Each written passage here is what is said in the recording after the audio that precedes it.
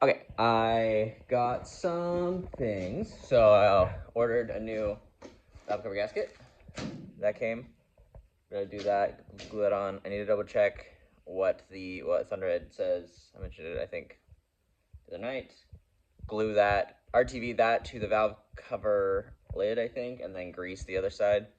So maybe I should do that now and let that cure, and then do the other stuff. And then I also got oil change with 20W50, thicker oil than what was in here, because I think it was 10W40.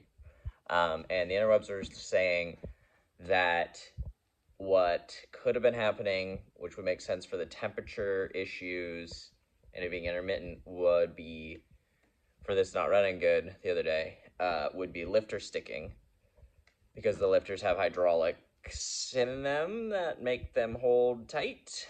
And so that if they're stuck down, then they're sloppy, and then that won't. And then I guess if it's bad enough, so if they're just a little bit sloppy, then they'll rattle, because your push rod will have rattle between them. But then if they're bad enough, they don't push enough to push the push rod to open the valves. And so then you don't have either intake or exhaust, and so then that'll cause. And so then you can. My phone died. Sorry, I don't remember what I was saying, but I'm back. The oil, when it gets hot, gets thinner, and so then if the lifters are on the verge of sticking, then the thinner oil can let them stick, and they'll let them bleed off hydraulic. So then you can try thicker weight oil and cleaning. It's back here, and cleaners. So I'm gonna try both. I'm gonna try doing maybe this full quart, because it says it can go 20%. I think this thing takes 5 quarts. So I might do a full quart of Marble Mystery Oil, 4 quarts of heavy oil, which will cut it a little bit, make it a little bit thinner, because it's kind of thick.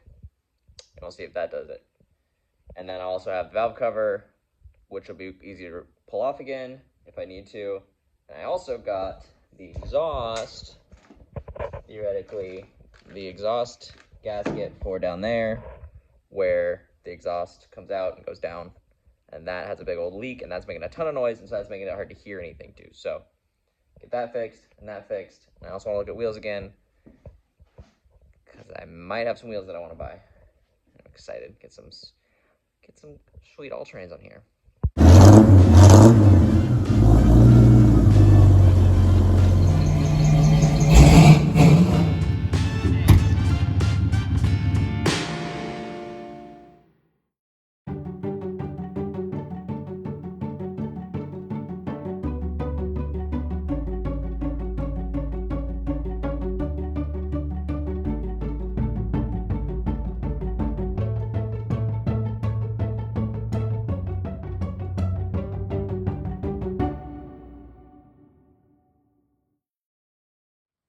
All right, that took forever, but I got it pretty clean. It's a little rusty, it's a little warbly, but I'm gonna glue the gasket down and let that cure, and then go do the other stuff and clean up the block side of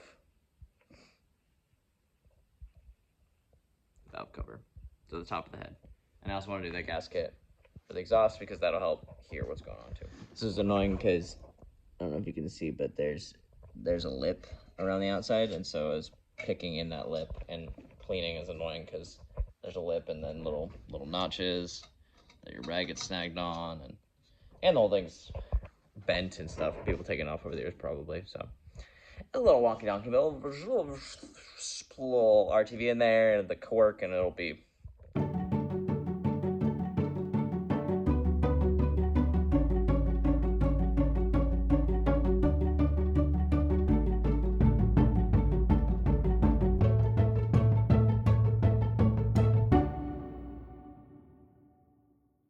All right, got a pretty nice bead, I think, all around that, all around all the holes.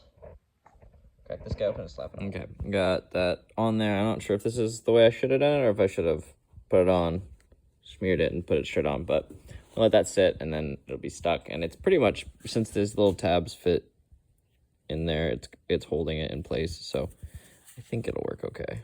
But I'm a little afraid it's going to be a little wonky donkey, but most everywhere looks fine. Pretty well cleaned up.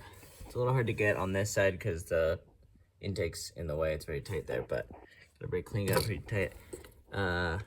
Realized I should have sprayed penetrating one on this before I started. Not exactly sure. I think it's a bolt up into the going up, but hopefully get that freed up a little bit. I'm gonna put the valve cover on and put that back together. Do that. All right, gonna throw. I believe he said throw. I think he said bearing grease. Close enough. He definitely said to do it on the carb gasket when they're cork, so that you can take the carb on and off and stick. And those, I guess, are low pressure. This is also pretty low pressure. I think this makes sense. If it doesn't, I guess I'll need to buy a new one of these. They're pretty cheap, so I'm not that worried about it. And pretty easy to take off. Let's see if we can get that back on without getting it too weird. All right, these nuts under here came off surprisingly easy. That's nice. So they're just nuts, and that is a clamp holding down there. And then here, let's see, hopefully I can get this down enough. The gray thing, I think, is this here washer, and it looks blown out. Yeah, that looks bad. It's like all crumbly and separated. It's a bunch of layers. See how the new one looks. That's the new one. Shiny. Presumably that used to look like this. They're about the same kind of thing. This new one looks like it's maybe layers coated in something. And so most of the outer layer is gone. Looks like the inner diameter is about the same. So see if I can snip that back in there, and I bet it's so quiet down there now. I think you can kind of see down in there, there's that silver bit kind of coming out the gap out at the top. And the gasket, or yeah, it's a gasket, I guess. It's a metal gasket. It kind of got a little squished coming out of there, because it might have got a little crooked, but it's kind of up around a little. There's a little lip that sticks up in there, and that slips down. So I'm hoping that'll be good. I'm going to start up and just hear out sounds real quick. Oh, I got to put that nut back on. But after I put this nut back on, I think everything should be good. RTV is still drying, theoretically, because I think it's supposed to dry for an hour or a day or 6 years or something like that. But, you know, we also did a diff and then immediately drove it 20 minutes, and it still isn't leaking. So, crap. I need 2 inches for this. But, you know, so there's wiggle room. But I'm really curious to hear what that sounds like now. Should start. We didn't really do anything that would make it not start. Oh, wow. That is a lot quieter. Now the exhaust sound's coming at the back, not out here. Wow, it's so much quieter up here. That's cool. I can hear myself think. Wild.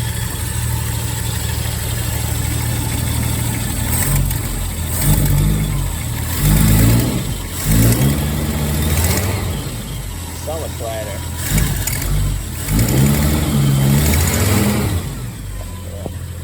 That's fun. All right, well, I saw you do an oil change. I think I'm going to call it a night because it's gotten late and this took way longer than I thought it should. But it's running again and not splashing oil everywhere. Yeah, I think it might sound better because I think more of the exhaust is actually making out to the resonator exhaust pipe or whatever's going on back there. I think the actual exhaust note sounds a little throaty or something. It sounds. I'm excited to drive it again, see what it feels. Once I get heavier oil in it, so it doesn't backfire or misfire, whatever, fire. It's got smoke in here. Smells like, actually, it does not smell as rich. Now that I say that, yeah, no, maybe it does. It's just richer back here. Well, I have a bunch of bricks to pick up and to potentially deliver, which turns out the ones, well, because I want to do some pavers and do some pathways. And the ones that I was getting, turns out that there's about 4 tons worth of them, which my 1-ton truck I don't think can hold. But this here thing could, if someone had fixed the deck. So I'm gonna look and see if the wood that I have is sufficient to redeck this real quick. We'll see. All right. Well, lengthwise, it looks like we're at 17.9. Right side up. And And width, we are at 6'9.25" or so. So what I have these guys that were a shelf up here in the shop. 4 of them we stripped out. It looks like they are 10 bys, which is actually 9 1/4 approximately, and they're about 14 feet long. 14 something, actually, I gotta double check that. Very accurate measurement. Approximately 14 feet upside down.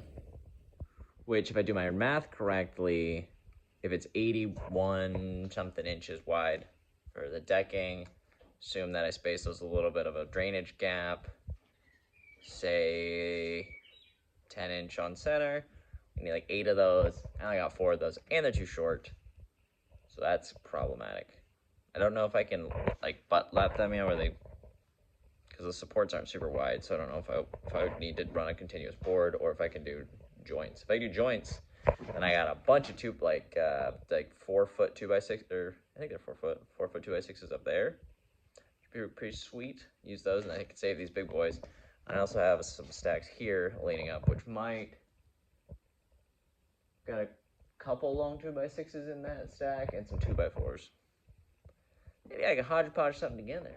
After having looked at what we have, I'm less optimistic that this will work. But I could also just slap some more scrap wood in the middle to reinforce it, and then have a nice bigger platform to stack up some bricks on. I also have this soggy OSB that's been outside in the winter for like 3 years now, or 2 years.